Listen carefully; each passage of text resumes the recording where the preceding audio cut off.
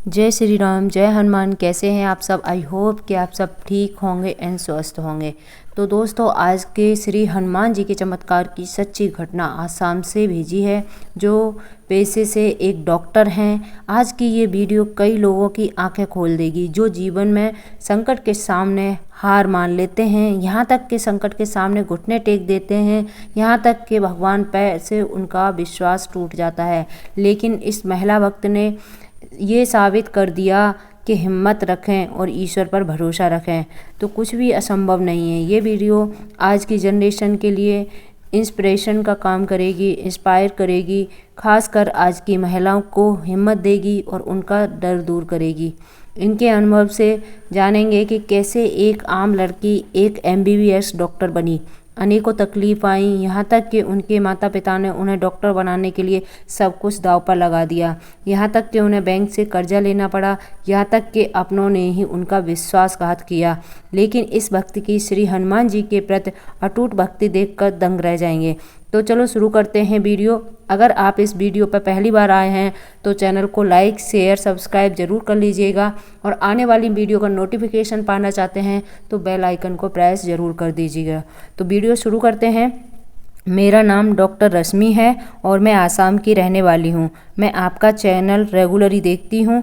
आज मैंने तय किया है कि मैं मेरे साथ हुई घटना की महत्वपूर्ण अनुभव आपको और आपके चैनल से जुड़े सभी लोगों के साथ शेयर करना चाहती हूँ। मैं शिव जी और हनुमान जी दोनों की भक्त हूँ। श्री हनुमान जी तो भगवान शिव के ही रुद्र अवतार हैं। दरअसल मेरे साथ बहुत बार ऐसा कुछ हुआ जिसमें श्री हनुमान जी की उपस्थिति का अनुभव मैं करती आई हूँ। पहले मैं बहुत डरती थी। शाम होने के बाद मैं अकेले घर के अंदर रहने तक को डरती थी। तब मैंने अपनी मेडिकल की पढ़ाई शुरू की थी कि मेरी एक क्लासमेट ने मुझे सलाह दी कि तू श्री हनुमान चालीसा का पाठ करना शुरू कर दे, तेरा सारा डर खत्म हो जाएगा और हॉस्पिटल में रात को रुकने में भी नहीं डरेगी। मुझे उस समय श्री हनुमान चालीसा के बारे में बिल्कुल भी पता नहीं था, तो मैंने अपने फ़ोन में ही श्री हनुमान चालीसा डाउनलोड करके पूजा करते समय पढ़ना शुरू कर दिया और इसी तरह मुझे श्री हनुमान चालीसा याद भी हो गई। उसके कुछ ही दिनों बाद मेरा डर तो मानो कहीं भाग ही गया हो। देर रात को लाइब्रेरी से ही कहीं और जगह से भी बाहर अकेले आने या जाने तक को नहीं डरती थी। मुझे ऐसा प्रतीत होता था कि मेरे साथ श्री हनुमान जी हैं, तो मुझे किसी से भी डरने की कोई आवश्यकता नहीं है। इसके अलावा मेरा पढ़ाई में भी कॉन्फिडेंस बढ़ गया था। यहाँ मैं आप लोगों को बता दूं कि मैंने अपनी पढ़ाई 12th के आसाम मीडियम से ही की है। तो उसके तुरंत बाद ही मैंने जब मेडिकल साइंस में अपनी स्टडी स्टार्ट की तो मुझे कुछ भी समझ में नहीं आ रहा था, क्योंकि सब कुछ इंग्लिश में था, जिसकी वजह से मुझे बहुत प्रॉब्लम हो रही थी और मेरा कॉन्फिडेंस भी लो हो रहा था और डरने लगी थी कि मैं फर्स्ट सेमेस्टर में ही कहीं फेल ना हो जाऊँ। लेकिन जब मैंने श्री हनुमान चालीसा पढ़ना शुरू किया, उसके बाद जब भी ऐसा कॉन्फिडेंस लो फील करती तो मेरे ध्यान में यही एक ही चीज़ याद आती थी कि बुद्धिहीन तनु जानिके सुमिरो पवन कुमार, बल बुद्धि विद्या देव मोहि हरहु कलेश विकार। ये बहुत ही अद्भुत चौपाई थी मेरे लिए और कुछ ही दिनों के अंदर मैंने सारे इंग्लिश मेडिकल टर्म्स को कवर कर लिया था और मुझे पढ़ाई में और प्रोफेसर्स के लेक्चर को समझने में भी बिल्कुल भी प्रॉब्लम कभी नहीं हुई। मैंने फर्स्ट सेमेस्टर के सारे सब्जेक्ट अच्छे मार्क्स से पास कर लिए। मेरे सारे करीबी दोस्त इस बात से चौंक गए थे और मेरे करीबी क्लासमेट और अन्य लोगों को तो कभी इस बात पर विश्वास ही नहीं होता कि क्या सच में आसाम मीडियम से आई हूँ, क्योंकि वो लोग मुझे बहुत अच्छी तरह से इंग्लिश स्पीकिंग करते हुए और राइटिंग स्किल देखते थे, तो उन लोगों को इस बात पर विश्वास करना थोड़ा मुश्किल होता था। और मेरी स्टूडेंट लाइफ के दौरान मेरे बहुत सारे यूरोपियन फ्रेंड्स भी थे। उन लोगों में से बहुत सारे फ्रेंड्स मुझे कॉम्प्लीमेंट देते थे कि उन लोगों को मेरे दूसरे फ्रेंड्स से ज़्यादा मेरी इंग्लिश बहुत अच्छी लगती थी।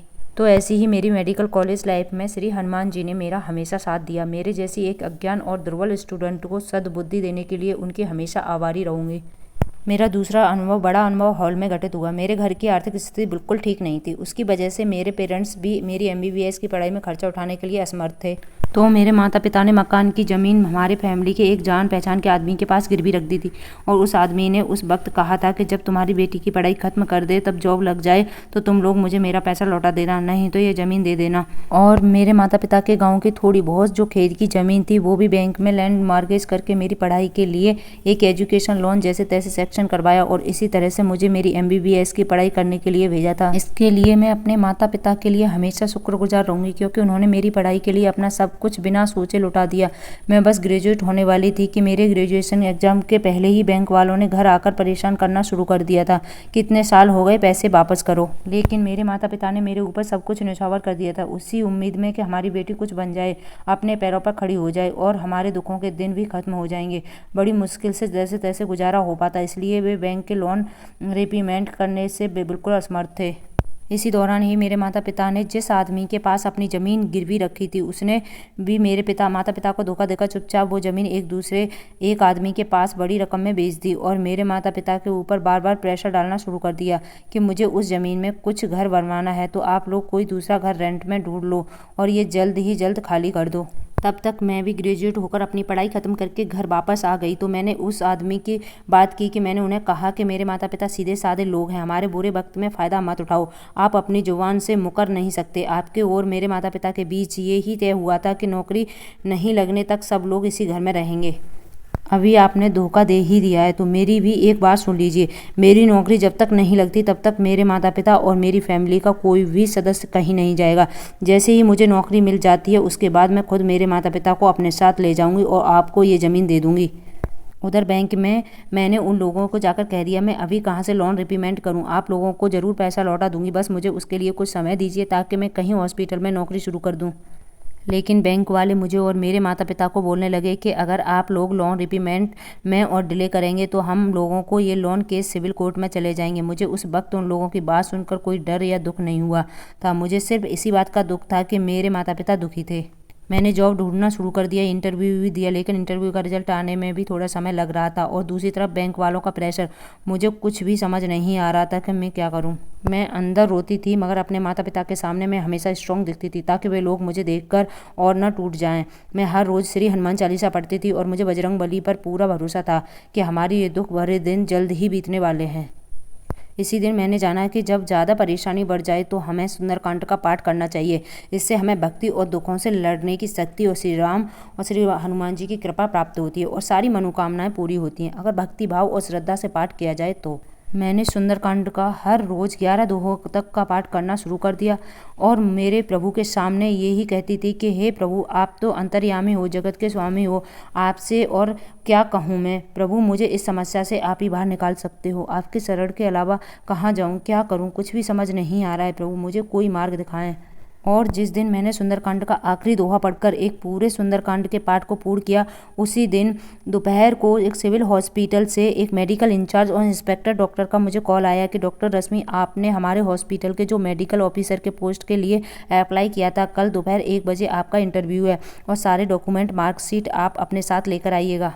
अगले दिन मैं सुबह 4 बजे उठकर नहा धोकर के श्री हनुमान जी की पूजा की और सुंदरकांड का पाठ भी किया और करीब 6 बजे मैंने बस पकड़ ली, क्योंकि मेरा इंटरव्यू का लोकेशन एक दूसरे डिस्ट्रिक्ट में था।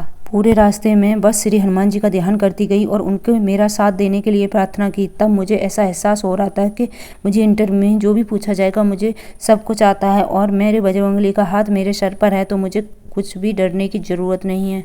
इसी तरह पूरे कॉन्फिडेंस से मैंने अपना इंटरव्यू दिया। इंटरव्यू के बाद उस सीनियर डॉक्टर ने मुझे पूछा कि तुम कब से ज्वाइन कर सकते हो, तो मैंने कहा कि अगर मैं सेलेक्ट हो गई तो जल्द से जल्द ज्वाइन कर लूँगी। तब उन्होंने कहा, अरे तुम तो सेलेक्ट हो गई हो, बस अगले महीने की 1 तारीख से ज्वाइन कर लो और ज्वाइन करने से पहले तुम हॉस्पिटल ने दिया हुआ तुम्हारा डॉक्टर बंगला और अपना हॉस्पिटल भी एक बार देख के आना, क्योंकि इसी हॉस्पिटल के मेडिकल ऑफिसर बन गए हो तुम अभी। यह सुनकर मुझे समझ में नहीं आ रहा था कि मैं क्या कहूँ और कैसे अपने प्रभु की शुक्रिया अदा करूँ। इंटरव्यू रूम में मैंने बहुत मुश्किल से अपने आंसू रोके, मगर बाहर आते ही मेरी आंखों से आंसू बहने लगे, यही सोच कर के प्रभु कितने दयालु हैं। प्रभु अपने भक्त के दुख दर्द को ज़्यादा देर तक नहीं देख सकते और मदद करने के लिए हमेशा व्याकुल रहते हैं। अब मैंने उस हॉस्पिटल में मेडिकल ऑफिसर की पोस्ट पर जॉब ज्वाइन कर ली है और मेरे प्रभु की कृपा से सब कुछ ठीक चल रहा है। मैं सबको यही कहना चाहती हूँ कि अगर कोई सच्ची श्रद्धा भक्ति से प्रभु को याद करते हैं तो वे जरूर सुनते हैं। उन पर हमेशा भरोसा रखना चाहिए और ज़िंदगी में हिम्मत मत हारो, वे आपको राह जरूर दिखाएंगे। बस आखिर में यही कहना चाहती हूँ कि मेरे प्रभु आप सब पर कृपा बनाए रखें और सबको खुश रखें। जय श्री राम, जय Hanuman. Thank you for watching.